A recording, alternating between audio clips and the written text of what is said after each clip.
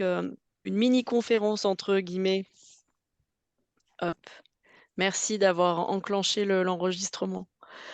Heu, donc on aura 3 temps. Une, petite conférence qui va être donnée par, Grégory qui s'est, présenté, tout à l'heure, sur les enjeux pour les entreprises face aux limites planétaires.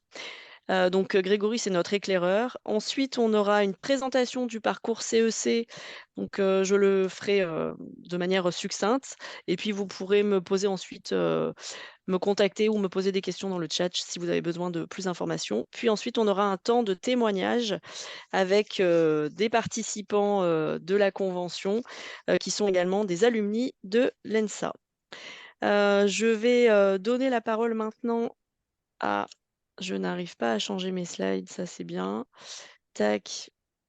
À Renaud, qui est à l'initiative de cette rencontre. Je te laisse, prendre la parole. Renaud, tu as quelques minutes.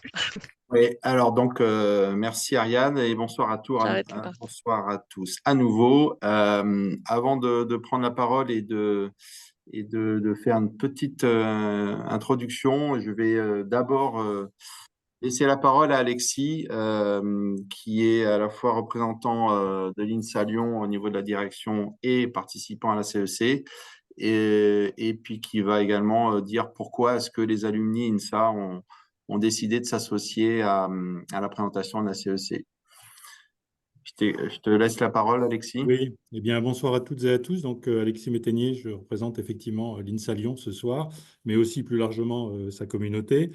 Euh, la raison de ma présence ce soir, c'est la principale, c'est que le fait que l'INSA Lyon est engagé depuis 5 ans maintenant et principalement aux côtés du Shift Project et avec l'appui du Shift Project dans un grand... Ah, on t'a perdu. Moi, je vous entends bien, pardon. Vous m'entendez là? On t'avait perdu. Oui, c'est bon, tu peux reprendre, Alexis. Je suis désolé. Donc, je disais que l'école est engagée dans l'évolution de sa formation de manière très marquée, puisque nous avons décidé de faire évoluer 20% de notre maquette pédagogique sur les enjeux sociaux et écologiques qui nous traversent actuellement. La deuxième, c'est que l'INSA a été sollicité par ce rôle un peu pionnier dans l'évolution de sa formation par la Convention des entreprises pour le climat pour participer. Donc, j'ai représenté la direction de l'INSA avec le directeur de la transformation socio-écologique pendant le parcours 2023 aux côtés de Renaud et de Marc qui sont là ce soir, en tout cas ceux que j'ai repérés. Ce que je voulais juste dire, c'est que en fait, cet engagement et cette décision de l'INSA, mais de la marque INSA et l'INSA Rennes a également participé au parcours 2023 dans le bassin ouest, c'est que nous sommes déterminés à former nos ingénieurs, mais aussi à faire contribuer notre science, nos enseignants-chercheurs, pour relever un certain nombre de défis qui, comme vous le savez tous ce soir ici présents, sont des défis qu'on ne relèvera qu'en système. Et la puissance du réseau INSA, mais pas seulement, de l'ensemble des parties prenantes qu'on peut mobiliser, des ingénieurs qu'on va former graduellement, qui vont sortir de nos écoles, ont besoin de trouver un écho dans le monde de l'entreprise, d'une part, et nous avons aussi, nous, besoin de comprendre ce qui se joue dans les transformations des entreprises. Nous avons besoin des cas d'usage pour nous appuyer et adapter nos formations. Nous avons également décidé, en recrutant une dizaine de personnes, d'être capables de délivrer assez prochainement des modules de formation continue pour les ingénieurs en situation qui voudraient accélérer, enrichir leur bagage par apport de nos blocs de compétences de formation initiale. Voilà, donc je ne vais pas être beaucoup plus long, simplement dire que ce parcours CEC que nous avons vécu, que j'ai vécu personnellement, a été extrêmement enrichissant, transformant, et que si on est là ce soir, aux côtés de Renaud, de Marc et des alumni, c'est pour tout à la fois profiter de cette audience et merci à l'association, et essayer aussi de vous convaincre, de vous donner envie de rejoindre ce mouvement qui a un réel impact de transformation dans le monde économique et qui relie l'académique également. Et ça, je veux le saluer, pardon. Voilà. Bonsoir et bonne soirée à tous. Je reste là pour répondre aux questions après, bien sûr. Écoute, merci, merci Alexis. Tu veux rajouter quelque chose, Ariane? Non, non, tu peux y aller. Ok. Alors du coup, je vais prendre la main. Hop, je vais partager cette petite introduction. Voilà, je pense que tout le monde voit mon écran, c'est bon? Juste, c'est bon? Dites-moi Oui. juste. Oui, c'est Ok. bon. Juste pour faire la transition par rapport à ce que vient de dire Alexis, c'est que au départ, la CEC, c'est une association de loi 1901, donc Ariane va vous faire une présentation tout à l'heure. Le parcours CEC, il est hyper transformant et quelque part, par rapport aux valeurs INSA, j'ai l'impression qu'on est très en phase. Et après, il y a eu un petit challenge, entre guillemets, un peu personnel au niveau des ingénieurs INSA, c'est que il y a un parcours qui s'appelle CEC Industrie, qui a été au départ initié en forte collaboration avec les ingénieurs arts et métiers. Et il y a eu une petite pique un peu personnelle qui s'est dit, bah tiens, nous, INSA, on est un réseau d'alumni pour certains d'entre vous qui font partie peut-être des groupes régionaux ou d'autres groupes dirigeants INSA, etc. Et il y a un petit challenge à relever en disant est-ce qu'on peut mobiliser la communauté des ingénieurs INSA? Et c'est comme ça qu'est née cette idée de webinaire, avec à la fois des apports sur le fond des problématiques, et donc c'est Grégory qui va s'en charger, et puis après des témoignages sur le parcours CEC qui est hyper efficace, transformant, mais on en reparlera tout à l'heure. Donc, en ce qui me concerne, j'ai la lourde tâche d'essayer de vous faire un petit résumé de presque une cinquantaine d'années de transformation sur le domaine de la RSE, ESG, etc. Donc, on n'a pas la possibilité de savoir exactement ce que vous faites dans vos entreprises. L'idée étant d'amener quelques termes, un peu de jargon, pour pouvoir comprendre en fait ce que va nous expliquer Grégory dans quelques instants, et puis pourquoi en fait le sujet est d'actualité et que les entreprises sont impliquées. Donc, petit sondage, l'idée c'est est-ce que de votre côté, vous vous sentez concerné et convaincu qu'il faut agir dès maintenant par rapport aux enjeux environnementaux, et d'ailleurs il y a une partie sociale qui est inclue. Est-ce que la démarche RSE, c'est une réalité dans votre entreprise? Est-ce qu'il y a des difficultés sur savoir comment faire, voir combien ça coûte de s'engager dans une démarche comme ça? Peut-être la difficulté vient du fait de pouvoir trouver des appuis au sein de votre écosystème, à l'interne ou à l'externe, face à des contraintes et des parties prenantes qui, a priori, vont aller dans le sens d'une action. Et également essayer de faire un petit point sur la notion d'urgence climatique, en imaginant que vous êtes plutôt, en tout cas, concerné, potentiellement réticent. Mais enfin, voilà, donc l'idée de cette première introduction, c'est de pouvoir décoder un certain nombre de jargons. Donc, je vais simplement, comme je ne suis pas un spécialiste, je vais laisser ça à Grégory, mais je vais faire un petit retour en images et également en date pour vous illustrer le fait que, en fait, ça fait quand même un paquet d'années qu'on a compris que le fait d'avoir initié une révolution industrielle dans la fin des années 1700, enfin, c'est quasiment au moment de la Révolution, avec l'invention de la machine à vapeur, plus derrière l'utilisation du charbon qui ont mécanisé l'activité humaine. Je vous passe les détails, la révolution industrielle avec le pétrole, l'électricité, et on est apparemment à la 4e révolution.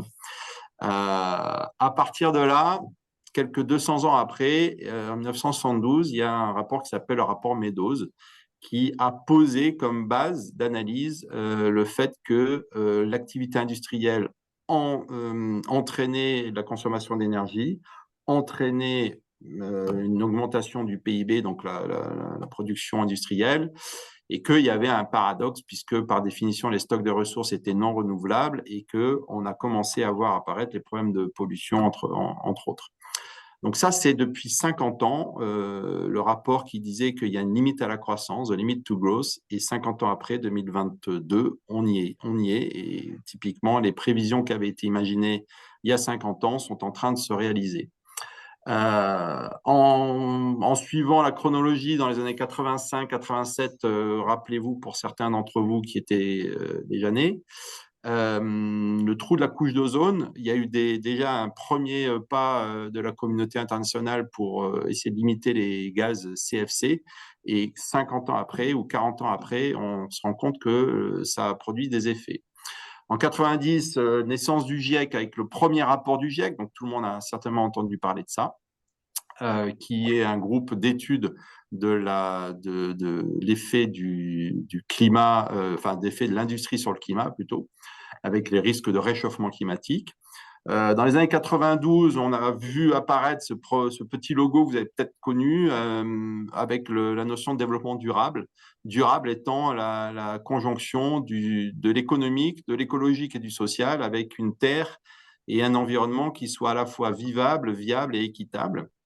En 95, la naissance de la COP, la conférence des parties, avec la COP numéro 1 qui a lieu à Berlin. Donc, vous voyez, c'est notre chère Angela Merkel qui recevait en 95. Ensuite, il y a eu le protocole de Kyoto, etc. Puis la COP 21 dont tout le monde a entendu parler. Et dernièrement, la COP 28 à Dubaï. Dans les années 2000, formation du Global Compact, le pacte mondial de l'ONU, avec 17 objectifs de développement durable que l'on peut finalement résumer avec une autre version qui est assez intéressante graphiquement sur une version 3D où en fait on voit que la biosphère, la société et l'économie sont liées et que quelque part il faut arriver à une coopération, un alignement pour pouvoir atteindre ces objectifs de développement durable. Donc ça, c'est porté par l'ONU. Peut-être certains d'entre vous sont adhérents au Global Compact, qui permet de dire que les entreprises sont soucieuses de leur rôle dans l'évolution du climat, en particulier, et du social. Dans les années 2000, notre cher ami Jean-Marc Jancovici, à travers l'ADEME, a fondé la méthode du bilan carbone. Donc, certains, je suis persuadé, connaissent les principes. Scope 1, Scope 2, Scope 3 amont, Scope 3 aval, qui a eu pour effet de pouvoir commencer à mesurer la notion d'empreinte carbone. Hein, donc, aujourd'hui, on est l'équivalent de 50 gigatonnes équivalent dans le monde. La France, c'est tout petit par rapport à ça, mais néanmoins, on doit faire des efforts. Et l'empreinte carbone moyenne en France, c'est à peu près 10 tonnes par habitant. L'objectif de l'empreinte à horizon 2030, c'est de diviser par 2. Par 5, puisque c'est 2 tonnes, avec tous les ateliers de tonnes, par exemple, que vous connaissez certainement. En 2009, le concept des limites planétaires, donc qui seront également présentés par Grégory. Et un petit visuel, je ne sais pas si certains d'entre vous le connaissent, vous imaginez la Terre sans atmosphère et sans eau. Vous avez des petites boules d'air qui sont à ce niveau-là, la boule d'eau sont à ce niveau-là. Et puis, dans les limites planétaires, il y a en particulier l'eau des océans, les rivières, et puis l'eau potable, c'est un petit point qui est à peine visible. Donc, l'idée étant qu'on est sur une planète et avec des ressources qui ne sont pas illimitées. En fin 2012, la théorie du donut, qu'on va également vous détailler. Et puis, en 2024, le temps a passé rapidement, on est maintenant face en particulier à CSRD, qui est une obligation de reporting et de gouvernance d'entreprise. Et à ce niveau-là, il faut trouver également les ressources et s'aligner avec des obligations. Pour finir, la question qu'on peut se poser, c'est comment pouvons-nous changer ? Et je me suis dit, tiens, la courbe d'adoption et diffusion de l'innovation, pour moi, elle est assez parlante, puisque vous connaissez certainement hein, les novateurs, les premiers adoptants et la majorité précoce, etc. L'idée, c'est que entre les premiers adoptants et les novateurs et la suite, il y a un abîme. Et que pour moi, la CEC, c'est potentiellement le fait qu'on est probablement dans les novateurs. On va rentrer, j'espère, dans une phase où on a les premiers adoptants un peu en masse et il faut être capable d'aller jusqu'à une majorité précoce de manière à ce que chacun puisse réapproprier ces notions-là. Donc voilà, en ce qui me concerne, ce que je voulais amener comme jargon, certains d'entre vous peut-être connaissaient des termes ou alors c'était peut-être intéressant de les resituer dans le contexte et dans l'histoire.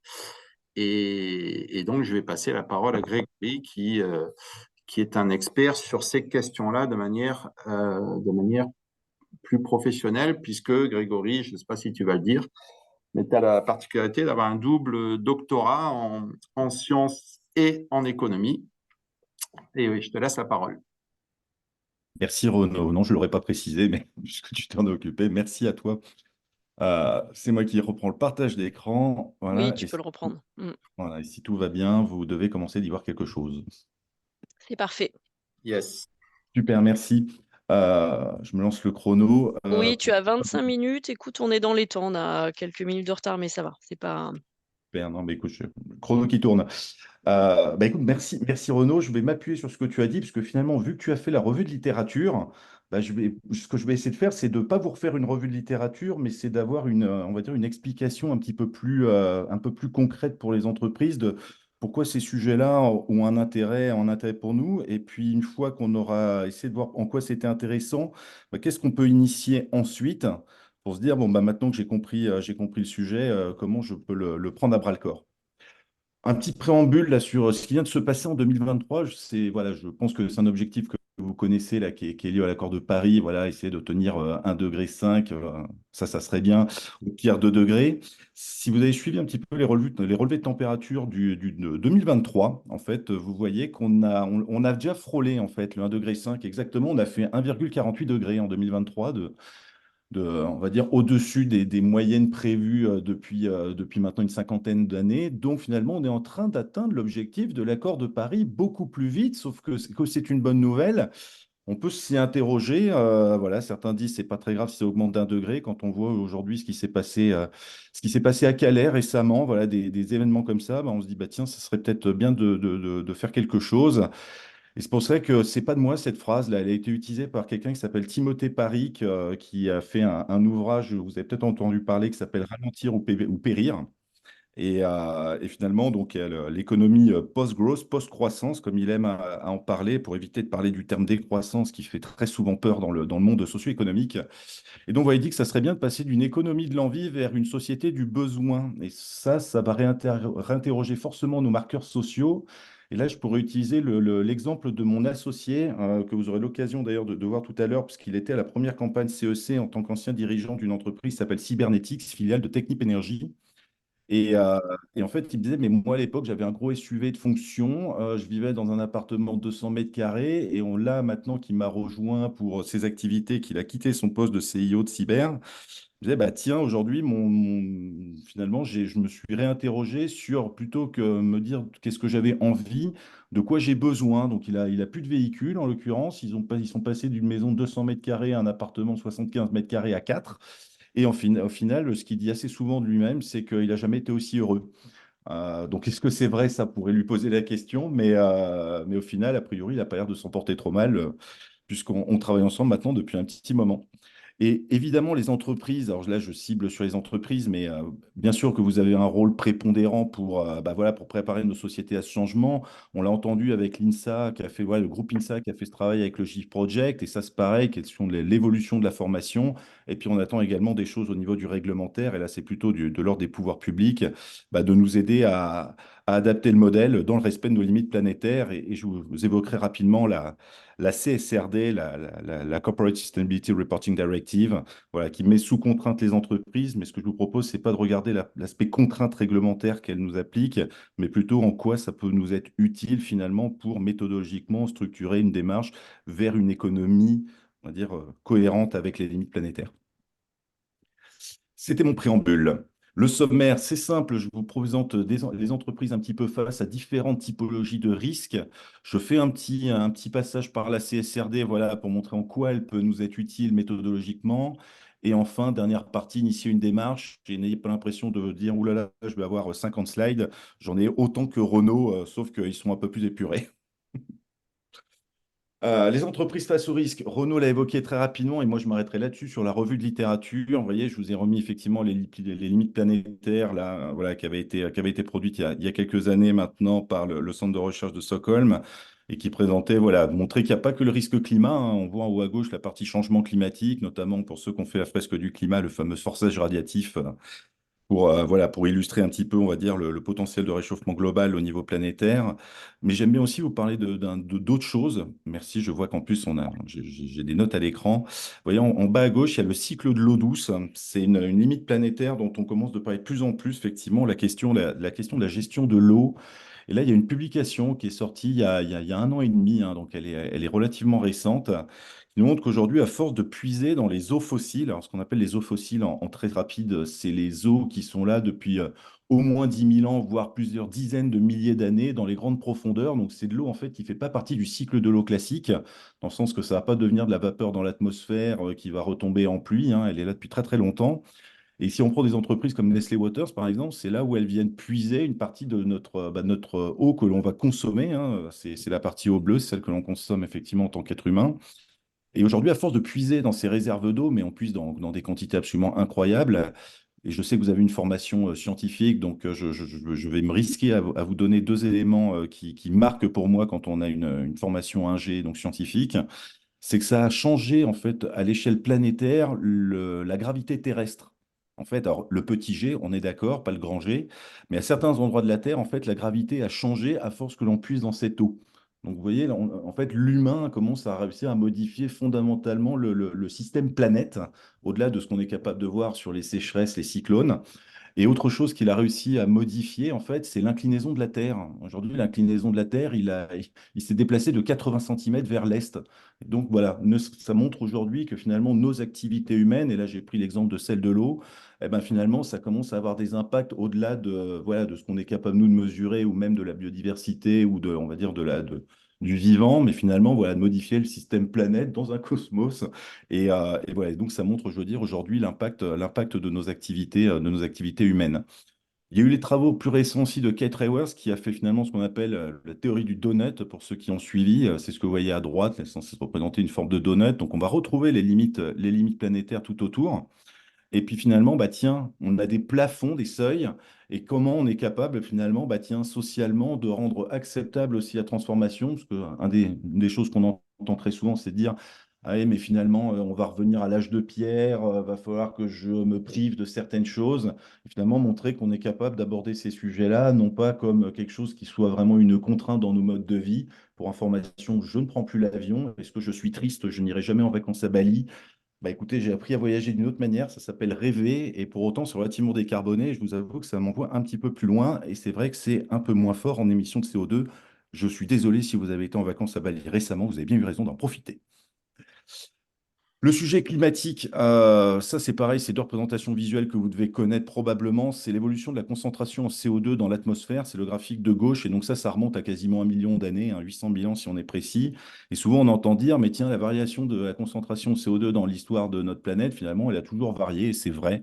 Et là, si on remonte avec l'avantage de ce qu'on a pu faire dans les travaux de carottage glaciaire, eh ben là, l'évolution de la concentration en CO2 dans l'atmosphère, ben, on voit que la Terre, ça a oscillé entre 180 et à peu près 300 ppm, hein, en termes de concentration, et qu'on retrouve en fait les différentes aires glaciaires, hein. On remonte quasiment 8 aires glaciaires là sur ce graphique-là, et ce qu'on voit, c'est là finalement presque une ligne droite avec ce qui s'est passé depuis, généralement on le date assez souvent parce que c'est là où il y a vraiment l'explosion, la Seconde Guerre mondiale. Voilà, avec l'explosion de la consommation notamment de nos énergies fossiles, hein, pétrole, charbon, gaz. Et voilà, et donc finalement, bah, en brûlant ces énergies fossiles, bah, on émet énormément de CO2, et en émettant énormément de CO2, forcément, la durée de vie du CO2 dans l'atmosphère, la demi-vie pour les chimistes, c'est à peu près une centaine d'années. Pour les puristes, on arrivera à un peu plus de 10 000 ans quand on regarde le moment où ça va se passer en âge de CO3 en passant dans l'eau.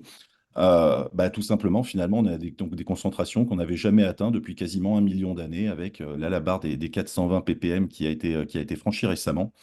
Et voilà, ce qui fait que bah, forcément, quand vous avez des infrarouges qui font vibrer vos liaisons entre les atomes de carbone, entre C et O, et bah, forcément, vous avez une réaction exothermique, ça dégage de la chaleur, et comme on en met de plus en plus, on ne raisonne pas en flux, mais en stock, et bah, forcément, la température terrestre augmente.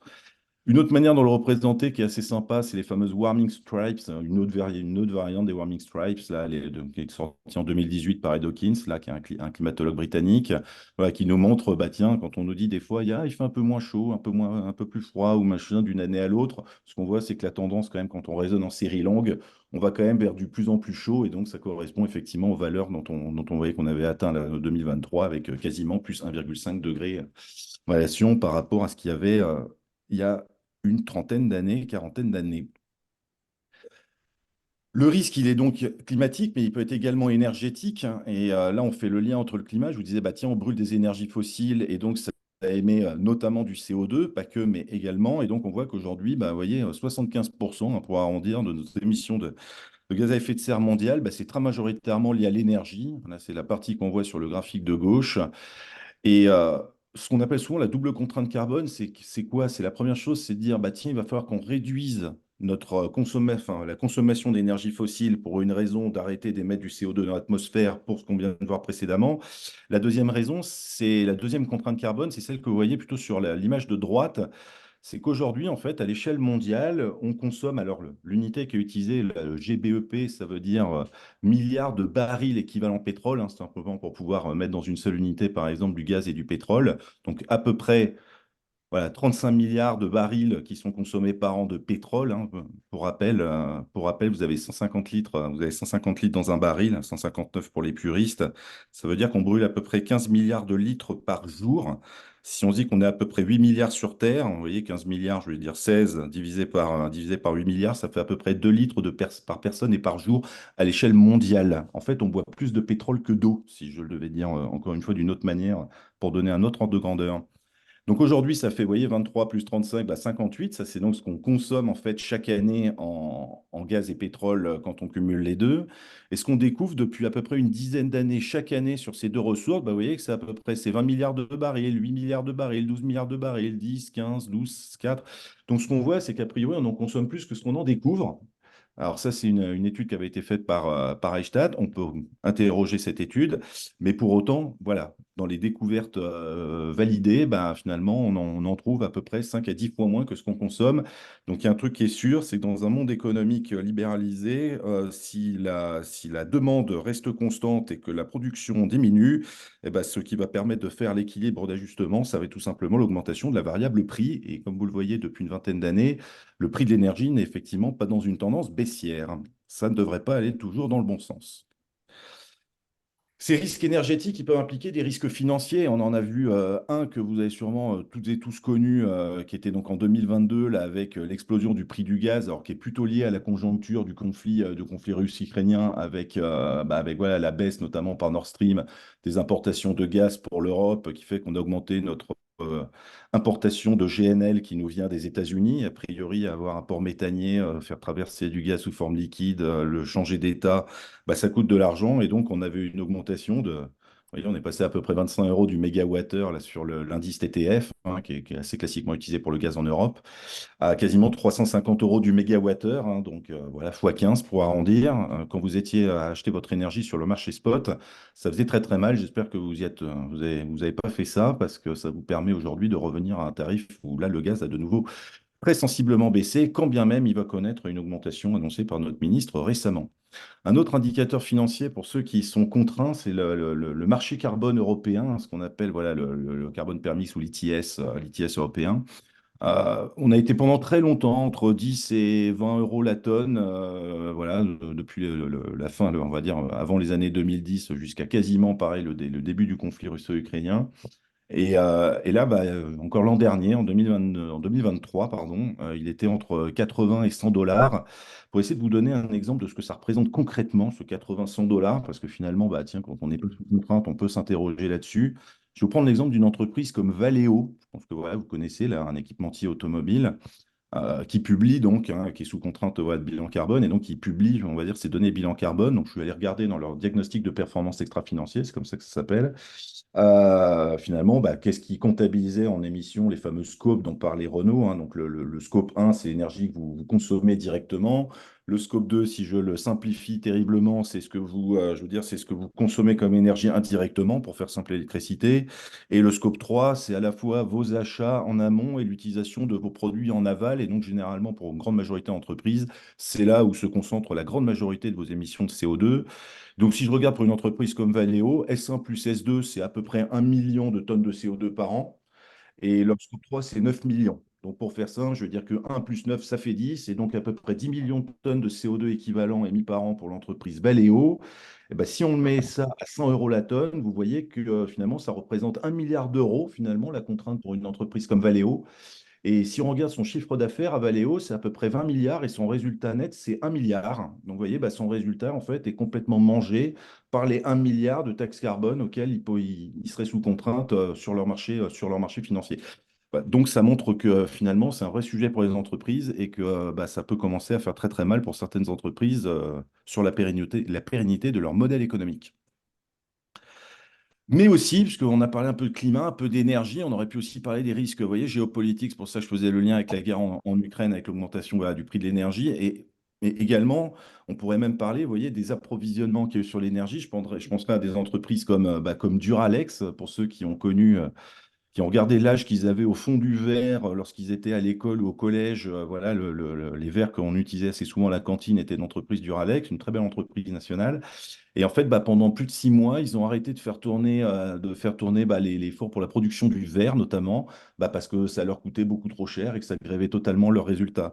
On l'a vu également dans le secteur de la construction, du bâtiment, où dès qu'on devait faire tourner des fours à gaz, notamment pour les briques ou les tuiles en terre cuite, voilà, qui nécessite une énergie énorme pour la production, bah, finalement, on a eu un problème d'approvisionnement sur ces chaînes-là, bah, parce que tout simplement, bah, ils ont arrêté d'en produire à cause du prix de l'énergie. Donc voilà, donc on voit que ces risques-là, aujourd'hui, on en parlait du prix de l'énergie, on voit qu'il peut être sous différentes contraintes, qu'elles soient carbone pour le climat ou carbone sur les stocks et les réserves disponibles. Voilà, et donc ça mérite d'être pris en compte pour la pérennité des modèles économiques. On le voit également sur d'autres secteurs financiers. Vous voyez, je parle rapidement là, de l'assurance. Pour vous donner un exemple, aujourd'hui, le risque assurantiel, si on regarde ce qui s'est passé au niveau de la Californie avec les méga-feux qu'ils ont connus, aujourd'hui, vous avez les deux plus grands opérateurs d'assurance voilà, dans cet état de Californie qui ne veulent plus assurer les habitations. C'est-à-dire que vous avez une maison là-bas qui peut coûter 500 000 dollars, ce qui n'a rien d'exceptionnel dans cette zone californienne. Bah, vous ne pouvez pas l'assurer, donc je vous souhaite qu'elle ne brûle pas parce que bah, dans ce cas-là, vous perdez l'intégralité de l'actif et donc il n'est pas couvert. Donc d'ailleurs, c'était l'ancien patron d'AXA qui avait annoncé il y a quelques années qu'un monde à plus de degrés, voire 3 degrés, était un monde pour lui inassurable. Imaginez le risque sur des actifs quand vous êtes dans une entreprise qui avait notamment bah, voilà, des gros équipements, parce que ça peut représenter. Et je rajoute également le risque inflation qu'on a connu récemment. Je parle de la raréfaction de l'accès aux ressources. Alors, si on est dans le monde où on a besoin de puces et de cartes électroniques et qu'on est en relation avec la Corée du Sud notamment, bah, on peut avoir des vrais problèmes et c'est ce qui s'est passé notamment aussi dans le secteur automobile pour la production des voitures, ce qui a fait que certaines chaînes n'ont pu être, on va dire certains véhicules sur certaines chaînes n'ont pu être livrés qu'après plus d'un an. C'était majoritairement lié à ce sujet-là. Je parle de l'alimentation, parce que là, je fais un peu écho à l'actualité avec ce qu'on a vu notamment de la grève des agriculteurs, mais également, vous voyez, d'autres matières premières. Je prends l'exemple du cuivre. Donc là, ce que je pourrais vous citer aujourd'hui, dans les scénarios de degrés qui sont présentés par l'Agence internationale de l'énergie, il y a un très beau projet de recherche qui a été mené par l'Institut français du pétrole et des énergies nouvelles, dont le porteur est Emmanuel H, le chercheur. Et la publication aujourd'hui auquel vous avez tous accès, hein, ce n'est pas des données privées, hein, elles sont toutes publiques, c'est que dans un scénario de degrés, avec les déploiements qui sont prévus, notamment sur les énergies renouvelables à échelle mondiale, on aurait à peu près consommé 90 à 95% des stocks de cuivre connus en 2050 en étant à ce rythme-là. Donc la question de la recyclabilité des matériaux va directement être posée et donc de l'équilibre économique, parce qu'aux dernières nouvelles, c'est moins cher d'aller le chercher directement dans une mine que d'aller le recycler, sachant que quand vous allez recycler du cuivre dans une éolienne offshore qui est relativement loin des côtes, ça va coûter un certain prix, ou quand il va falloir récupérer les câbles en cuivre qui font le lien, qui sont à quelques centaines de mètres de profondeur, notamment pour faire les raccordements des réseaux de distribution. Voilà. Donc, vous voyez d'autres risques, et c'est ça que je lis d'ailleurs. Vous voyez, c'est pour ça que pour moi, c'est pas un risque. Le risque réglementaire, c'est une contrainte, mais on ne peut pas appeler ça un risque. Là, je parle du BGS, donc qui est le bilan d'études l'étude des gaz à effet de serre, hein, ce qu'on appelle communément le bilan carbone. Certains ils sont contraints, d'autres non. Et la CSRD, effectivement, aujourd'hui, qui est arrivée plus récemment et qui passe, on va dire, par une étape qui est intéressante et ce que je voudrais mettre en devant sur la CSRD, c'est pas sa contrainte réglementaire qui s'applique pour l'instant pas à énormément d'entreprises, quelques dizaines de milliers, mais finalement l'approche méthodologique, notamment sur l'analyse de risque qu'elle apporte et qui permet comme ça de couvrir l'ensemble des champs de la RSE, le climat, mais pas que, parce que comme on le disait avec les limites planétaires tout à l'heure, il n'y a pas que le sujet climat non plus, et ça vaut le coup, et je crois que ça a été utilisé tout à l'heure à la fois par Renaud et Alexis, d'intégrer ça plutôt dans une approche systémique.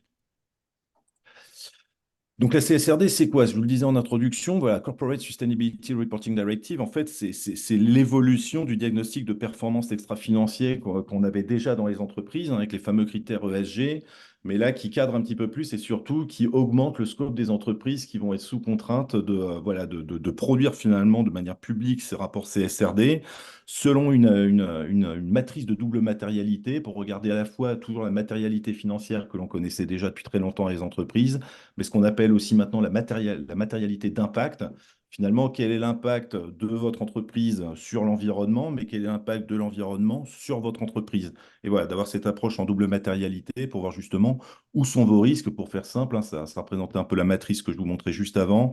C'est qu'est-ce qui est en haut à droite de la matrice, en fait? Qu'est-ce qui a une forte probabilité, occurrence, d'arriver et qui en même temps met sous un risque majeur pour la pérennité du modèle économique de l'entreprise? Voilà, donc le but, hein, c'est pas de faire peur avec cette CSRD, c'est vraiment finalement d'avoir une démarche d'accompagnement des entreprises pour justement finalement à la fois mettre en valeur ceux qui respectent finalement, je veux dire, des engagements de durabilité, mais également de les aider comme ça à structurer méthodologiquement cette approche. Les critères ESG qu'on retrouve, c'est quoi? C'est pour ceux qui les connaissent déjà, désolé, parce que j'avais vu qu'il y avait un questionnaire qui avait été posé en amont. J'ai vu qu'il y avait des personnes qui travaillent dans la RSE, donc je suppose qu'elles les connaissent déjà très bien. Donc là, c'est plutôt pour les personnes qui sont moins aguerries sur ces sujets-là. Ce qu'on retrouve maintenant dans les facteurs environnementaux, vous voyez, c'est d'ailleurs l'approche, on va dire, groupe 1, groupe 2 du GIEC, hein, dont c'est référence Renault. C'est la question de l'atténuation on va dire, liée au changement climatique. En simple, comment je vais faire baisser mes émissions de CO2 au sein de l'organisation, mais les questions de l'adaptation au changement climatique, hein, donc vous voyez, on a mitigation et adaptation en anglais. Voilà, donc on a la question de l'atténuation et de l'adaptation. Et finalement, tiens, il va se passer des choses. Maintenant, aujourd'hui, il y en a déjà qui se passent, mais elles ne vont pas aller en s'arrangeant. Et finalement, comment mon modèle économique, je vais l'adapter à ces différentes contraintes. Est-ce que je fais comme aux Pays-Bas où je fabrique des digues à cause de l'augmentation du niveau des eaux? Il y a un moment, il va falloir bien dimensionner la digue. L'utilisation durable et protection des ressources aquatiques marines, ça ne s'applique pas à tout le monde, mais pour autant, voilà, ça montre que le sujet maintenant est vraiment pris de manière systémique, notamment sur les facteurs environnementaux. La question de l'économie circulaire et notamment de la gestion des déchets, vous voyez, le contrôle de la pollution. Et donc là, quand on parle de la pollution, par exemple, c'est la pollution des eaux, la pollution des sols. Et voilà, et aussi ce qui est lié à la biodiversité. Vous voyez, en fait, là maintenant, ça couvre l'ensemble, on va dire, de ces scopes-là sur les facteurs environnementaux. Et on retrouve toujours les facteurs sociaux, voilà, ESG et gouvernance je veux dire, dans cette matrice de double matérialité. Enfin, et ça sera ma dernière slide, et a priori le timing sera tenu, c'est une bonne nouvelle. Une fois si on est d'accord sur ces enjeux-là et sur le fait de se dire, tiens, ça va se passer, et donc comment je vais anticiper, pour moi finalement c'est ça le propre d'un dirigeant dans les entreprises, c'est de savoir comment il va anticiper ces différents risques et la question de la pérennité du modèle économique de l'entreprise. Vous avez le droit de me challenger sur ce point de vue-là. Finalement, voilà, ce que je vous ai proposé là, c'est à la fois une démarche où je fais le lien, parce que la Convention des entreprises pour le climat est clairement, enfin, ouais, je dis pas ça parce que j'y suis intervenu quelques fois, mais pour avoir rencontré enfin, voilà, plein d'acteurs et connaître un petit peu la manière dont vous êtes accompagné, je pense que c'est une bonne manière effectivement de rentrer aussi, d'être entre pairs. Vraiment, voilà, différentes entreprises pour partager aussi vos enjeux, les écueils, les difficultés que vous rencontrez et adresser en même temps, vous voyez, les différentes verticales qu'on retrouvait de la taxonomie européenne dans le cadre de la CSRD. Vous voyez, atténuation, finalement, il y a déjà des choses. Vous connaissez, je voudrais pu remettre la fresque du climat à cet endroit-là, mais je pense que vous le connaissez assez pour en parler d'autres. Ouais, des ateliers comme En-ROADS du MIT, des ateliers comme Ogre, je fais de l'autopub, hein, c'est bien joué. Voilà, qui est plutôt une orientation, voilà, atténuation liée à la transition énergétique. Vous voyez, des ateliers liés à l'adaptation, les ressources aquatiques, l'économie circulaire. Donc, moi, je pourrais partager, voilà, vous avez le support, je pourrais vous le partager si vous recherchez. Vous trouvez ça de toute façon publiquement en faisant vos recherches sur un navigateur très connu.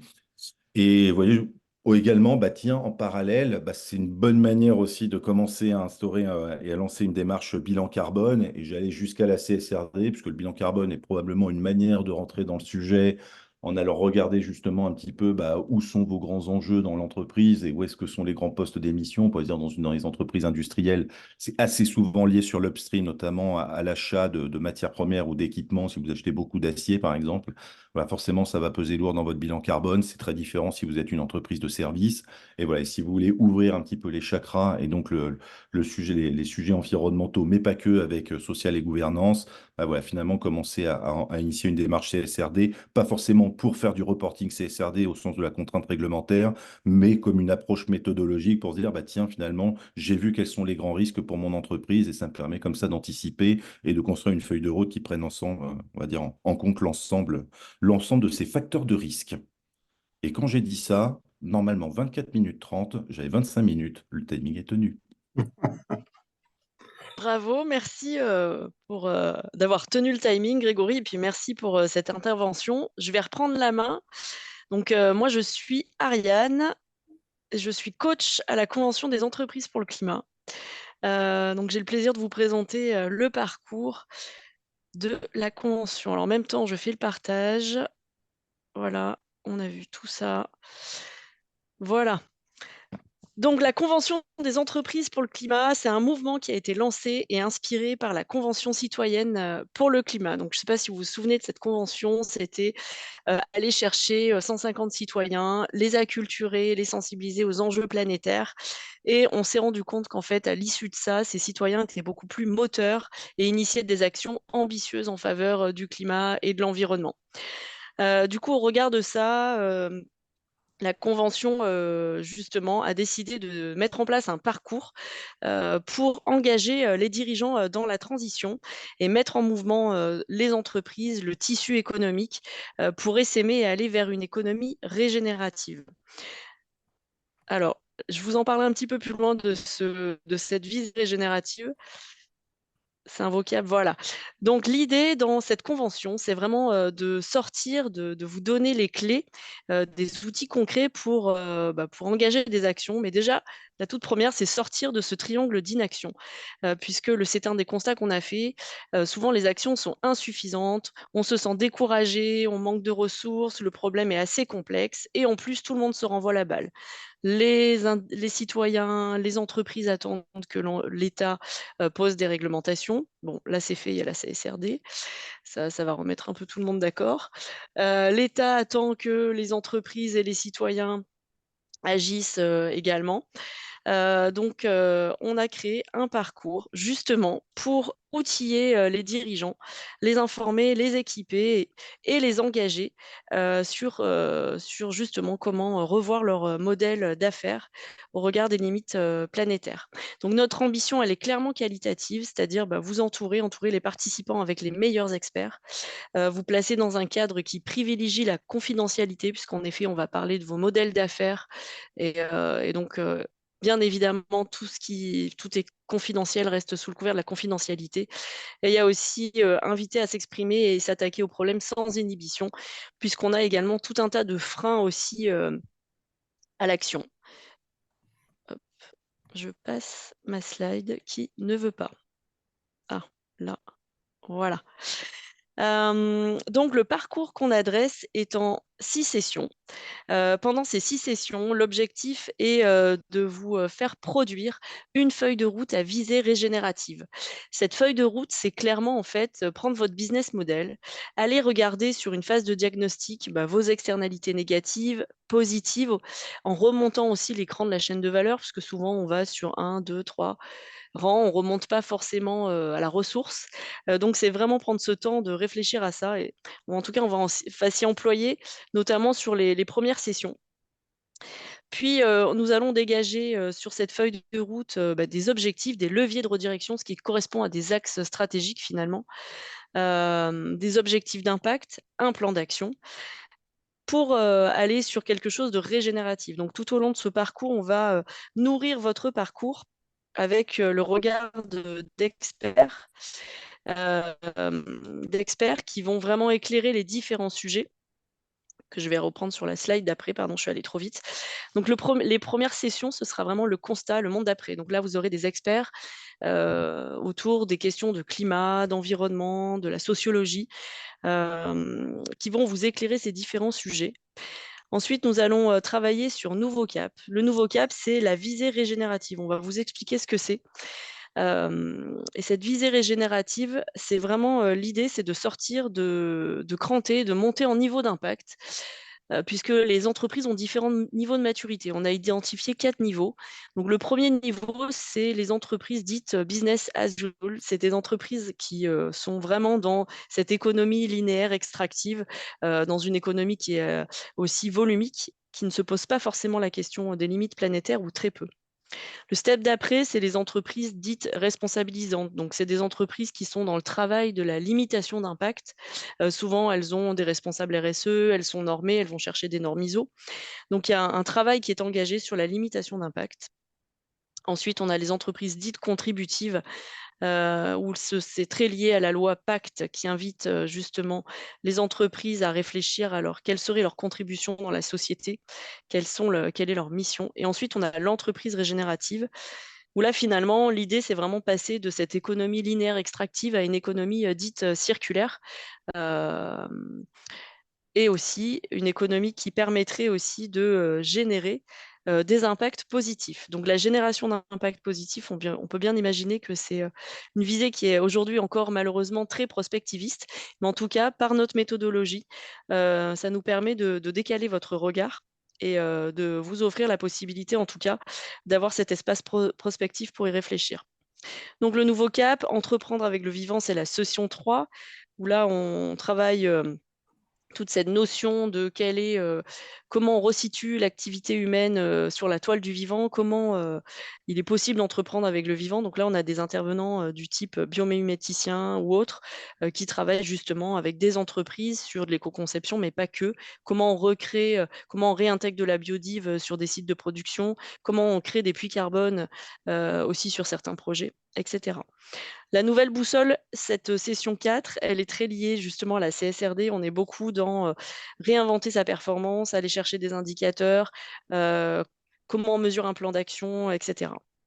Embarquer les écosystèmes, là, on est sur une session qui est beaucoup sur la coopération et la résilience territoriale, puisqu'on sait que la solution, quand on regarde le modèle de l'économie circulaire notamment, on sait que les solutions, elle est aussi dans la relocalisation et regarder dans son écosystème proche. Donc, dans la limite d'un territoire, on peut imaginer une ville, une région, un territoire national ou européen déjà, et réfléchir comment on peut nouer de nouvelles coopérations en réduisant son territoire.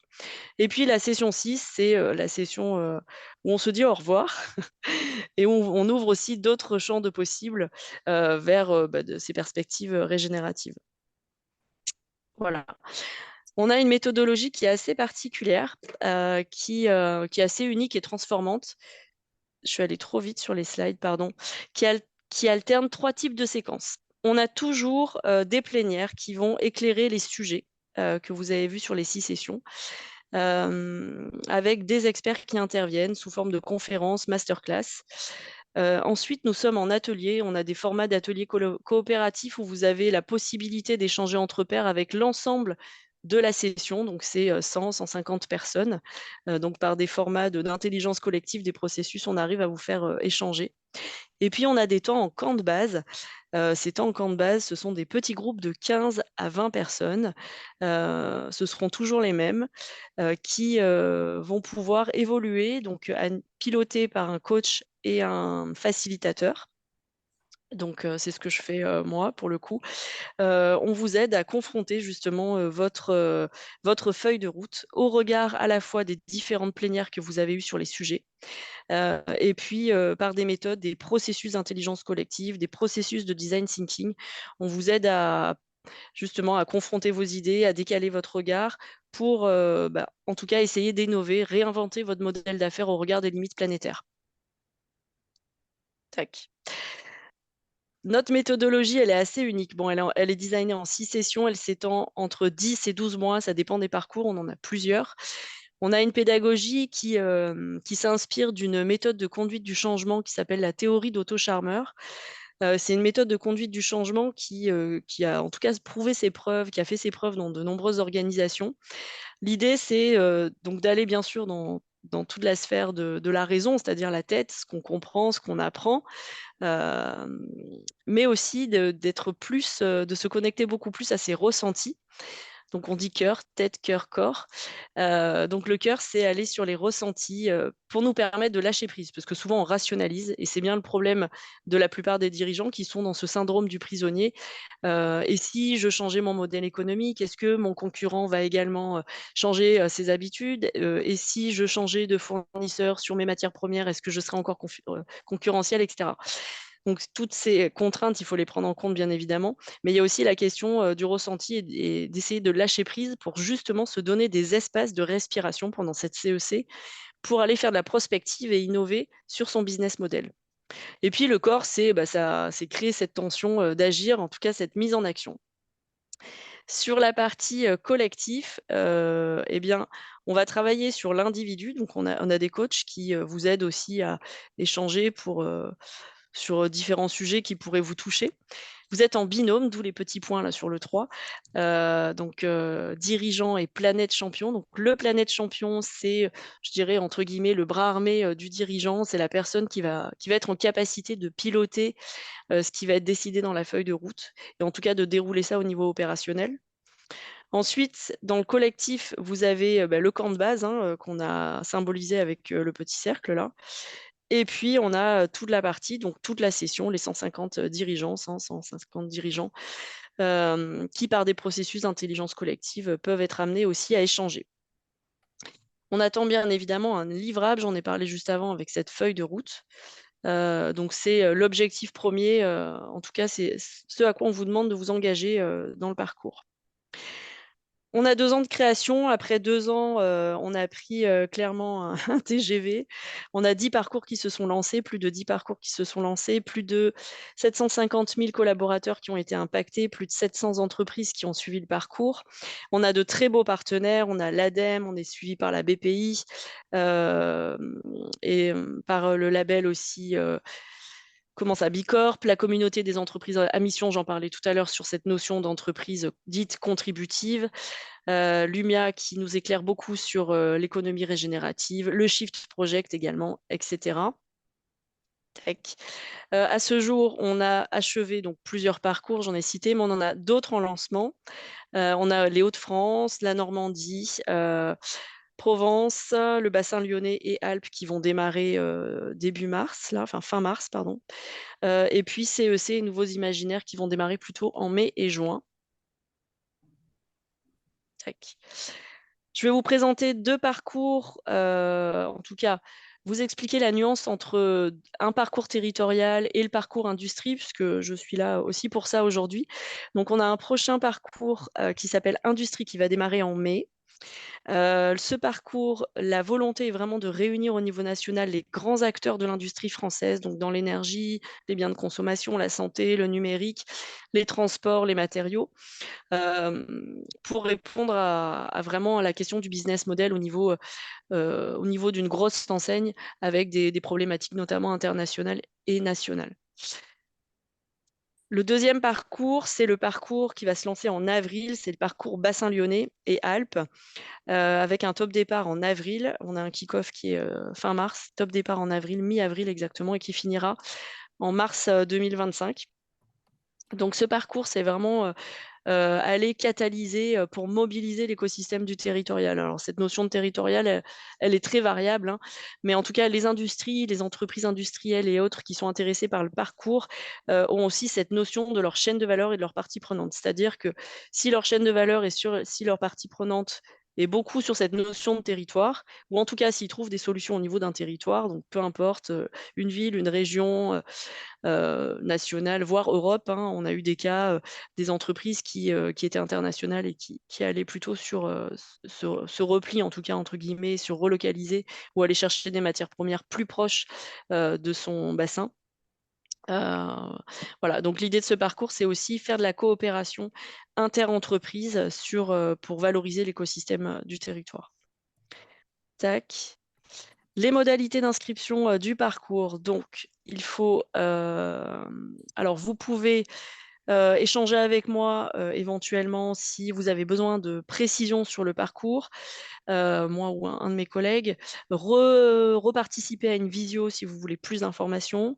Ensuite, il y a un dépôt de dossier de candidature à faire.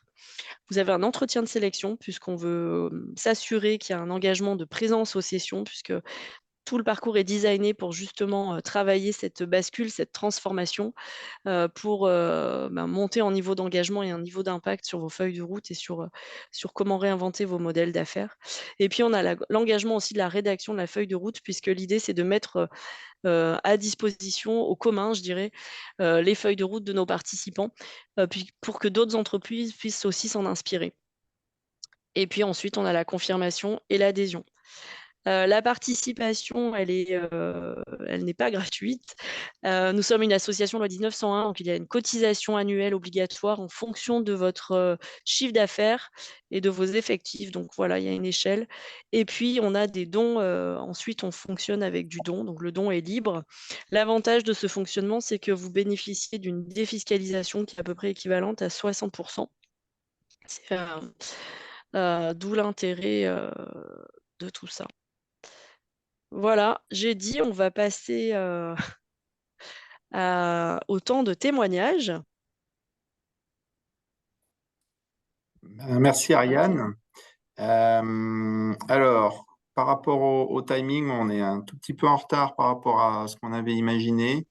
L'idée, c'est que ce Alors, webinaire, on a 6 minutes de retard, donc ouais, on peut enchaîner directement sur mm, la table ronde. Et du coup, ce que je te propose, enfin ce que je vous propose, euh, donc sur cette table ronde, nous avons Renaud, on voit à l'écran. ouais. Nous avons également Alexis Métainier, qui est directeur du développement de l'INSA Lyon. Marc Dubiez, qui est fondateur et chef d'entreprise de M+M, et Samuel Rocher, qui est ex-CIO de Cybernetics. Alors moi, ce que je vous propose, c'est de vous peut-être passer la parole déjà à Alexis. On va faire un petit tour de table sur... Alors, comme Alexis a déjà présenté sa partie, Ariane, et moi en partie aussi, on a Marc et Samuel qui sont deux Allez, chefs d'entreprise. Moi, je peux intervenir au niveau du Planète Champion éventuellement et Alexis moi, sur la partie INSA. Donc, éventuellement, Marc et Samuel, l'idée, c'est que au niveau de ce webinaire, on voulait donner la parole à des gens qui ont participé au parcours CEC. En fait, on n'est pas là pour faire une action de promotion de la CEC, mais en fait pour vous témoigner de la façon dont ça a été reçu, vécu au niveau des entreprises et quelque part vous donner, si ce n'est envie, au moins l'idée que potentiellement c'est une solution pour vous dans vos entreprises respectives. Donc Marc et Samuel, je ne sais pas qui veut commencer. eh Marc bien, peut-être? Ouais, je vais peut-être commencer. Marc. Marc, du coup, qu'est-ce qui t'a marqué dans ce parcours CEC? Qu'est-ce que tu peux nous en dire? Déjà, c'est un parcours, comme tu le disais, qui allie, qui transforme en fait les individus qui le font, puisque ça joue tête, corps et cœur. C'est très important dans le développement personnel du parcours. Moi, ce qui m'a marqué, c'est que j'ai trouvé que c'était un parcours ultra professionnel. La méthode, elle est progressive, elle est argumentée. Les COFA, là, les gens qui nous encadrent et qui nous entourent sont tous de grands professionnels de l'organisation de ce genre de trucs. Donc ça fonctionne très bien. L'échange avec les pairs est également un moment ultra privilégié parce qu'on peut discuter avec d'autres chefs d'entreprise, avec d'autres Planet Champions dans des secteurs qui n'ont rien à voir avec les nôtres. Mais au moins, ça nous permet d'avoir un regard à la fois éclairé et à la fois très, très intéressant sur la façon dont on peut être perçu dans la transformation de notre entreprise.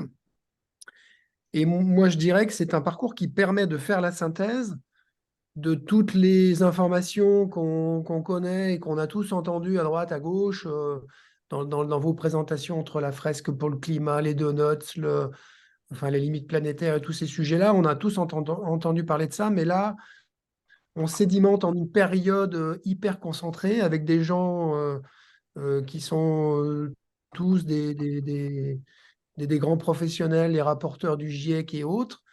Et ça permet aussi de se mettre en mouvement pour réécrire une feuille de route qui soit régénérative, comme tu le disais, et surtout de la partager avec d'autres. Parce que faire ça dans son coin, c'est vachement bien, mais faire ça en échangeant avec d'autres, alors les autres, c'est d'autres entreprises, des petites, des grandes, des entreprises publiques, des boîtes privées, de l'industrie du service, de la formation, enfin, des gens qui sont déjà vertueux, d'autres qui sont hyper polluants. Donc, c'est hyper riche sur tous ces sujets-là. Et pour synthétiser, la question, c'est pas est-ce qu'il faut y aller, est-ce qu'il faut faire le parcours, c'est sur quel parcours je m'inscris, quoi. C'est le moment d'y aller. Faut même pas se poser la question. Voilà. C'est ça. Est-ce que tu peux rapidement juste nous parler de ta pépite avec François Gémen? J'aime bien la petite note là sur le Ah, sur greenwashing. le clin d'œil, Ouais, François Dumaine est un des rapporteurs du GIEC. c'est ça. Et donc, il a fait une conférence qui était passionnante. Et puis, un des participants lui dit, mais qu'est-ce que vous pensez du greenwashing? Alors, tout le monde s'attendait à une réponse ultra standardisée, disant que le greenwashing, c'était le greenwashing. Et en fait, il nous a dit, bah non, je trouve ça vachement bien. Parce qu'au final, même si c'est que du greenwashing, bah, les grosses boîtes qui font ça bah, se mettent quand même en mouvement et finalement se donnent des contraintes, même si elles sont petites. Ça, au final, fait progresser l'ensemble du système et ça les met en mouvement sur les sujets.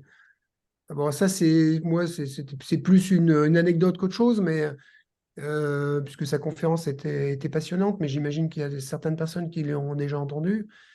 Mais elle était tout aussi passionnante que tout un tas d'autres personnes sur la CSRD, sur Eddy Sylvestre, qui est glaciologue, qui nous a fait rêver dans ses parcours dans le Grand Nord, enfin tout ça, quoi. Eh bien, merci de ton intervention, Marc. Et Euh, des questions, s'il y a des questions sur le chat ou autre. Est-ce qu'il y a des questions? On les posera peut-être après. Moi, j'aimerais bien entendre Samuel, mais je ne l'ai pas vu, en tout Je cas, à suis là. l'accueil. Ah, bonjour Samuel. Est-ce Bonjour. que, est-ce que tu peux nous faire part justement de ton expérience, de ton vécu sur ce parcours? Parce que je crois que Ouais, tu as vécu une euh, transformation aussi. rapidement peut-être. Alors, pour donner un petit peu de background, moi j'ai passé 20 ans dans l'industrie du pétrole et du gaz, donc du côté obscur de la force. Et je me posais la question quand même, enfin on avait pas mal d'initiatives hein, sur ces sujets-là, y compris les groupes pétroliers se posent des questions sur comment ils vont adresser le sujet. Et on avait en particulier une initiative avec McKinsey où on réfléchissait, on avait un petit groupe, une quinzaine pour un groupe qui s'appelle Technip, et on réfléchissait sur comment on allait aborder le thème de la transition énergétique. Donc d'un point de vue, à ce moment-là, j'ai commencé à me palucher tous les rapports de l'Agence internationale de l'énergie, les rapports de BP, enfin tous les rapports qui sont disponibles sur le sujet. Donc le sujet intellectuellement, il était bien cadré. Par contre, d'un point de vue en tant que dirigeant, je me disais, je dois attaquer le sujet. J'avais aucune idée de comment l'attaquer méthodologiquement. Et c'est à ce moment-là que je suis tombé sur la CEC. Et effectivement, j'ai rejoint ce parcours, la première CEC qui était, euh, c'est un parcours, enfin, pendant lequel Marc l'a très bien décrit. Hein, c'est d'un point de vue qualité du parcours, la manière dont c'est construit à la fois pédagogiquement et d'un point de vue niveau d'expertise, c'est remarquable. C'est absolument remarquable. Je rajouterais là-dessus, effectivement, tu en as parlé un petit peu, Ariane, de la méthodologie tête, cœur, corps. Moi, la CEC m'a permis de faire redescendre le sujet au niveau des tripes, en fait. Et ça s'est vu, et ça qui a y compris quand derrière, puisqu'à l'époque, je dirigeais une filiale du groupe Technip qui s'appelle Cybernetics, les équipes ont bien vu que le sujet n'était pas négociable, en fait. Et on l'a donc la CEC, elle nous a permis de définir un cadre méthodologique pour aborder, Grégory a parlé de la CSRD, mais c'était un petit peu ça, c'était voir dans quel ordre on allait attaquer les verticales et comment, et après d'avancer et de mettre le truc en action avec à la fois une approche stratégique et puis une approche comment on fait pour embarquer tout le monde dans ce sujet qui n'est pas une option en fait. Donc voilà, la CEC pour ça, c'était. Puis bah, aujourd'hui, c'est un. Marc en a parlé également. C'est sûr que quand on se lance là-dedans en tant qu'entreprise, le métier de dirigeant, c'est quand même un métier qui est un peu solo. C'est toujours un métier où on se sent seul. Là, sur un sujet comme ça, aussi complexe, d'être dans un groupe comme la CEC et de se dire on a des pairs pour se soutenir, pour se challenger, et pour y aller en meute, en se disant on lâche rien, bah, c'est sûr que c'est rassurant. Et c'est bien de pouvoir y aller ensemble. Parce que c'est un sujet qui est compliqué et c'est difficile de l'attaquer tout seul dans son coin. Bien. Merci Voilà. pour ce témoignage. Renaud, est-ce que tu veux nous dire 2 petits mots de ton expérience? Il nous reste, je dirais, 5 minutes sur le timing Alors, je voudrais laisser la place aussi aux questions-réponses parce que aux j'espère questions. que vous en avez, en tout cas aux questions. En vraiment 2 minutes, je peux éventuellement repartager quelque chose histoire d'illustrer en fait la façon dont le parcours CEC s'est finalement presque imposé à moi. Moi, je viens du monde des achats et de la supply chain. Et à ce titre-là, ça fait déjà un petit moment que j'avais vu un peu la limite des achats d'une manière un peu traditionnelle, hein, négocier les prix, etc. Et puis, à l'époque, il y a 2, 3 ans, j'ai commencé à entendre parler d'un certain nombre de choses, transition écologique, etc. On ne parlait pas encore vraiment d'économie régénérative. Je vous ai mis ce petit visuel parce que j'ai participé à la fresque de l'économie régénérative il y a 3 semaines, un mois. Et en fait, j'ai compris ce qui se passait, c'est que, enfin, de ce qu'on nous a expliqué, c'est qu'en fait, tout le système de la supply chain fait que on va de ce qu'on appelle les services écosystémiques, matières premières, énergie et services écologiques, pour créer des infrastructures, des compétences, des réseaux, mobiliser des ressources humaines, construire quelque chose, des produits, etc., qui tout ça alimente la finance ou en tout cas le capital.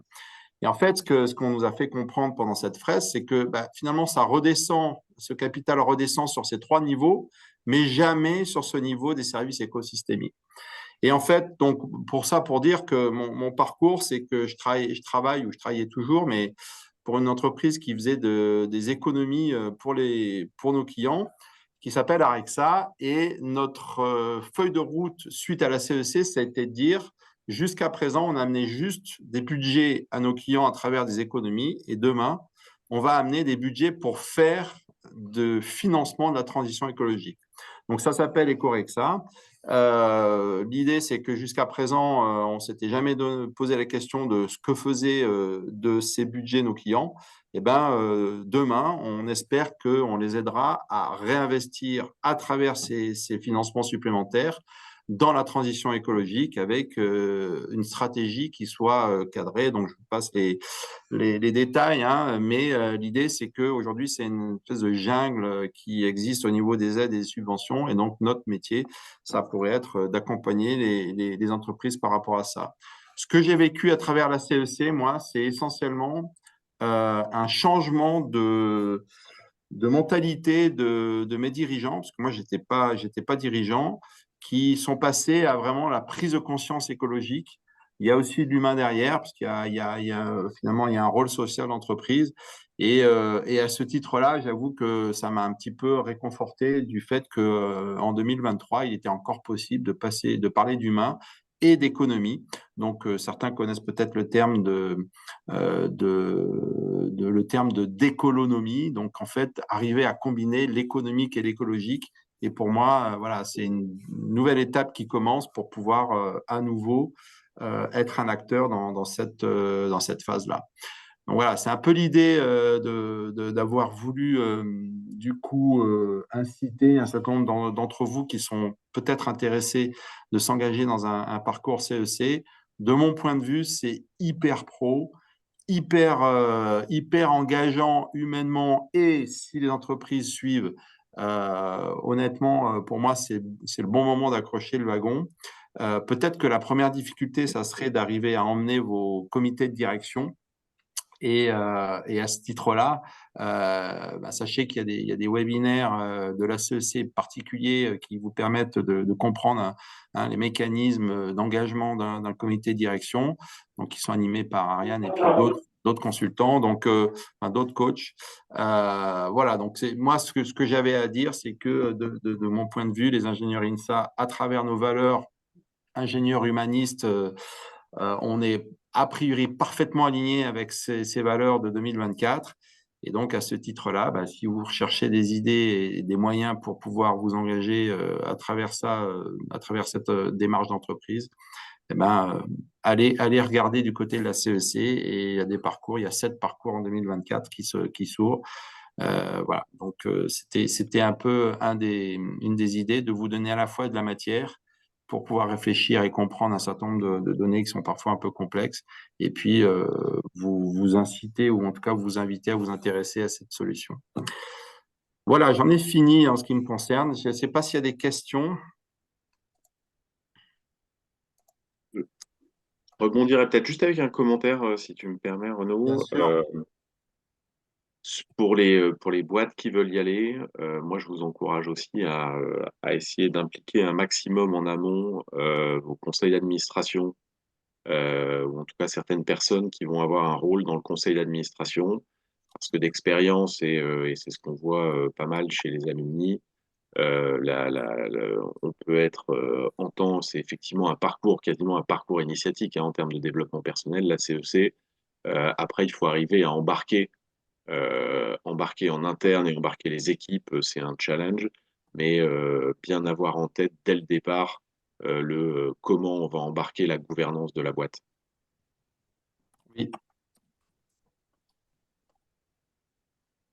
En complément, je dirais également que c'est aussi une façon de fabriquer une relation entre Planète Championne et DG, surtout dans les grandes boîtes, où parfois les dirigeants sont peut-être un peu plus éloignés.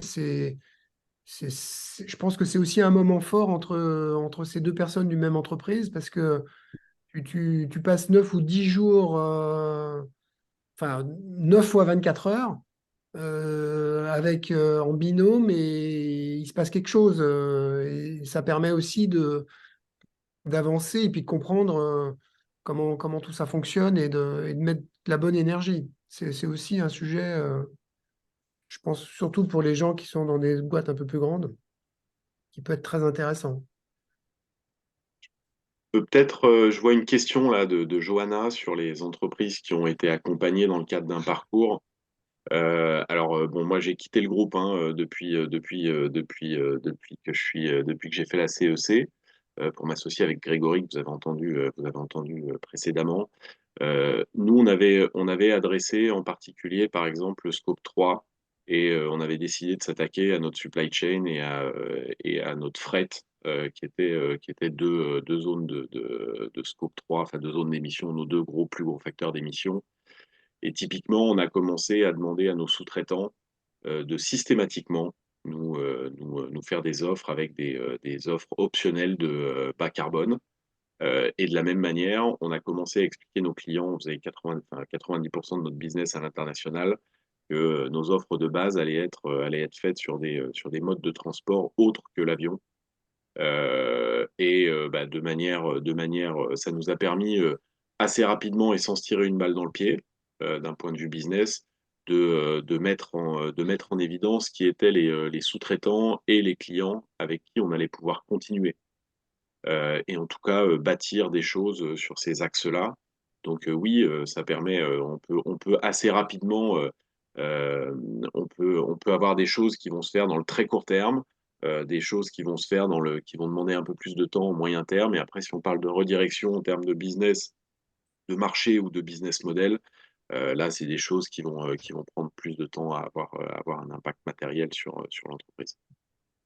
Moi, je peux en parler. Je suis des entreprises au quotidien, donc à la CEC. Là, J'en avais 10 cette année sur le dernier parcours Alpes. Il y a eu des très beaux switches, en tout cas, notamment sur la question des fournisseurs. J'ai par exemple l'entreprise Boloff au Talus qui est spécialisée plutôt dans la boulonnerie et leur gros souci, c'était l'acier. Et historiquement, dans le métal, aller sourcer de l'acier recyclé, c'est compliqué, surtout quand on fait des boulons de précision, etc. On n'a pas trop confiance dans l'acier recyclé. Et bref, ça a été un très gros sujet de se dire on va pas acheter notre acier à l'autre bout de la planète, etc. Et finalement, ils se sont dit en fait, on va se donner la chance d'essayer. Et ils l'ont fait. Ils ont trouvé un sous-traitant en Espagne au lieu d'aller je ne sais trop où en Asie, etc. Qui fournissait de l'acier recyclé de meilleure qualité que l'acier qu'ils avaient. Ils avaient en tout cas, il y avait moins d'erreurs sur les tests qu'ils produisaient et qui étaient 25% moins chers. Donc en fait, ils ont eu des économies d'échelle assez incroyables, un bon retour sur investissement. Ils ont un objectif de passer à 20% d'achat sur cet acier-là sur l'année à venir là, et petit à petit aller sur du 100%. Voilà pour un exemple. Et alors, si je peux compléter la question de Johanna et puis la remarque de Anas, en fait, chacun d'entre nous peut définir le spectre de son action. Nous, à Arexa, on était société de conseil, donc quelque part, notre empreinte environnementale, etc., elle était relativement faible. Par contre, notre métier lui-même pouvait aider les entreprises à aller vers de la transition écologique. Donc, on a des projets en cours dans lesquels on va amener du financement de l'ordre de 300 000 euros, donc c'est pas rien, hein, pour aider les entreprises à investir dans le régénératif, enfin en tout cas pour que l'empreinte de cette entreprise soit plus vertueuse.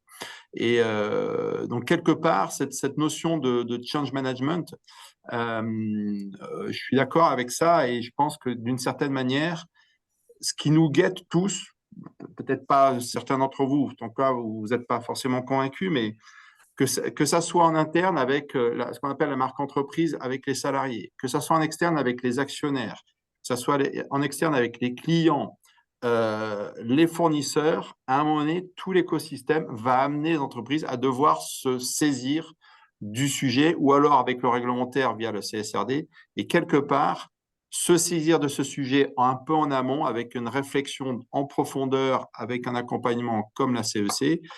Bah, ça permet à l'entreprise de se préparer à être finalement prêt avant les autres et à réfléchir en profondeur, à trouver une cohérence en interne et en externe sur un positionnement. Et c'est vrai que des fois, les challenges paraissent extrêmement importants. Dans notre camp de base, on avait Air Liquide, qui est le deuxième émetteur gaz à effet de serre en France. Eh bien, avec une réflexion, et en fait, il y a un système d'entraînement. Alors, c'est parfois top-down, mais parfois c'est bottom-up aussi. C'est-à-dire que c'est les petites actions locales qui vont permettre à une société, à un siège entier, d'aller vers ce type d'organisation. Et je pense que, en fait, c'est des opportunités qu'il y a à saisir actuellement. Voilà. Et comme je disais, ça permet aussi de mobiliser un écosystème et dans les entreprises qui feront le parcours avec vous, il y aura des gens qui seront plus ou moins proches de votre écosystème, qu'ils soient fournisseurs, clients ou prestataires, sans que vous le sachiez forcément. Alors, pas forcément de premier rang, mais plutôt de deuxième rang ou qui feront partie de votre écosystème. Et on va se redécouvrir aussi des alliances possibles avec des gens qu'on ne soupçonnait pas. Parce qu'on se met simplement en communication et on ouvre ses chakras à un moment où tout le monde les ouvre aussi et la communication est facilitée et l'interaction est facilitée. Ça, c'est très important aussi dans le parcours, dans la co-construction du Ouais. parcours entre nous, en fait. Dans la nouvelle coopération, moi j'avais aussi le groupe SAMC, qui est un équivalent de Point P. Et le groupe SAMC, donc ils ont 6000 salariés, c'est assez gros quand même. Ils ont réussi justement avec des acteurs locaux à se poser la question, mais en fait, dans ce secteur-là du BTP, tous nos clients font forcément de la démolition et mettent tout en déchettes. Pourquoi on créerait pas une base de réemploi géant pour le bâtiment? Et donc, ils sont en train de réfléchir à ce projet-là. Ils sont une dizaine autour de la table, là, sur le territoire, donc Alpes, Savoie et puis bassin lyonnais, à réfléchir à comment ils peuvent mettre en place une plateforme de réemploi issue des déchets BTP et de la démolition. Voilà un exemple aussi de coopération qui a vu le jour suite à la CEC. Est-ce qu'il y a d'autres questions? Je travaille pour Continental Équipementier Automobile. Ok. Regardez. Il commence à y avoir quelques collaborations, enfin en tout cas des échanges à l'international. Je sais qu'en particulier avec la Suisse, il y a eu des approches. Pour l'instant, la CEC, hein, comme Ariane vous l'a présenté, c'est né un peu dans le berceau de la Convention citoyenne pour le climat. À l'échelle internationale, il n'y a pas encore forcément de choses qui existent. Il y a beaucoup de choses qui existent au niveau purement carbone, hein, les trajectoires de décarbonation. La particularité du parcours CEC, c'est que c'est un mixte entre des apports théoriques factuels avec des conférenciers et des scientifiques de super niveau.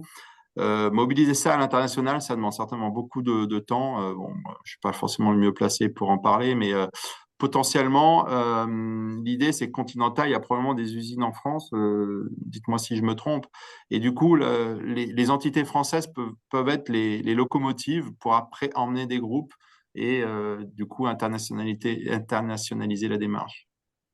Mm. Au niveau industrie, là, sur le bassin lyonnais, là, il y a Rio Tinto qui devrait nous rejoindre. C'est quasi sûr. Et, Oui.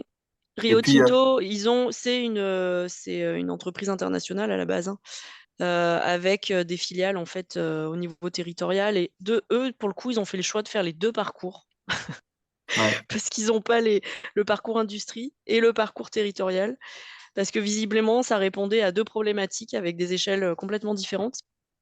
Et parce qu'ils voulaient aussi engager un maximum leur direction groupe international sur le sujet. Et donc, plus on déploie, mieux, voilà, plus on engage, quoi. Et juste pour ajouter sur ces questions internationales et d'engagement, parce qu'on est vraiment sur une thématique d'engagement et c'était un peu l'idée du webinaire aujourd'hui, c'est de comprendre que finalement l'engagement d'une entreprise, elle se fait de façon, c'est une problématique en tant que telle. Juste pour illustrer ça, Schneider Electric a annoncé qu'ils allaient s'engager dans le parcours industrie en 2024.